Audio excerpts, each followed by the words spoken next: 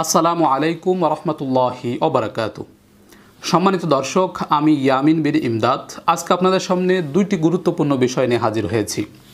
প্রথম বিষয় হলো শবে কদর বা লাইলাতুল কদরের নামাজের পদ্ধতি। দ্বিতীয় প্রশ্ন হলো লাইলাতুল কদরের দোয়া। সহি হাদিসে যে দোয়া আছে সেই দোয়াটা উচ্চারণ সহ আপনাদের সামনে তুলে ধরার চেষ্টা করব। তাহলে কালক্ষেপণ না করে চলুন আমরা শুরু করি। আমি প্রথমে বলছি, রাসূল করিম সাল্লাল্লাহু আলাইহি ওয়াসাল্লাম রমজানের শেষ দশকের যে কোনো বেজোড়াতে লাইলাতুল কদর তালাশ করতে আমাদেরকে নির্দেশ করেছেন এবং তিনি বলেছেন তোমরা বেশি বেশি নফল ইবাদত করবে এবং আল্লাহর কাছে দোয়া করবে, কারণ লাইলাতুল কদরে আমাদের সামনের এক বছরের ভাগ্য নির্ধারণ হয়। কুরআনুল কারীমের মধ্যে আল্লাহ রাব্বুল আলামিন এই লাইলাতুল কদরকে সর্বশ্রেষ্ঠ রজনী হিসেবে ঘোষণা করেছেন। সূরা কদরে তিনি বলেছেন লাইলাতুল কদরি খায়রুম মিন আলফি শাহর।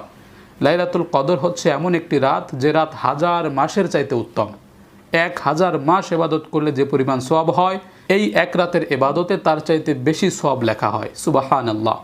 অতএব আমরা এই রাতে এই লাইলাতুল কদরে আমরা বেশি বেশি নফল পড়ব, বেশি বেশি নামাজ পড়ব। রাসূল করিম সাল্লাল্লাহু আলাইহি ওয়াসাল্লাম বলেছেন মান কামা লাইলাতুল কদরি ঈমানান ওয়া ইহতিসাবান গুফিরা লাহু মা তাকাদ্দামা মিন যামবি।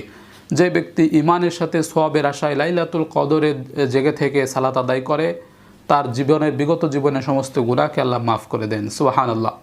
অতএব লাইলাতুল কদরে আমরা বেশি বেশি নামাজ পড়ব। তবে মনে রাখতে হবে, শবে কদর বা লাইলাতুল কদর বলে আলাদা কোনো নিয়ত করতে হবে না।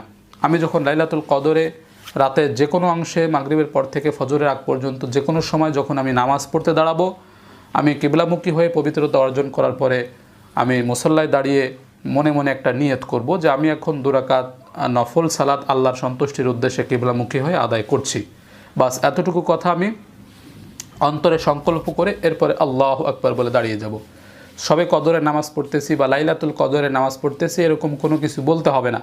শুধু বলতে হবে, অন্তরে সংকল্প করতে হবে যে আমি এখন 2 রাকাত নফল সালাত আল্লাহর সন্তুষ্টির জন্য কিবলামুখী হয়ে আদায় করছি।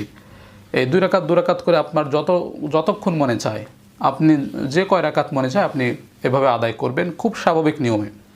আল্লাহু আকবার বলে হাত বেঁধে প্রথমে সানা পড়তে হবে, এরপরে আউযুবিল্লাহ বিসমিল্লাহ পড়ে সূরা ফাতিহা পড়তে হবে, এরপরে বিসমিল্লাহ পড়ে যে কোনো একটা সূরা পড়তে হবে। এখানে নির্দিষ্ট কোনো সূরার কথা নাই যে এই সূরা পড়তে হবে, এরকম নির্দিষ্ট নাই। যে কোনো সূরা পড়বেন, রুকু সিজদা করবেন, দ্বিতীয় রাকাতে উঠে স্বাভাবিক নিয়মে বিসমিল্লাহ বলে সূরা ফাতিহা পড়বেন, এরপরে আবার বিসমিল্লাহ পড়ে যে কোনো একটা সূরা পড়বেন, এরপরে আপনি রুকু সিজদা করবেন, শেষ বৈঠকে বসবেন, তাশাহুদ পড়বেন, দুরূদ শরীফ পড়বেন, এরপরে আপনি দোয়া মাসুরা পড়বেন, এরপরে আসসালামু আলাইকুম রহমতুল্লাহ, আসসালামু আলাইকুম রহমতুল্লাহ বলে সালাম ফিরাবেন। বাস হয়ে গেল 2 রাকাত নামাজ, নফল নামাজ। এইভাবে লাইলাতুল কদরে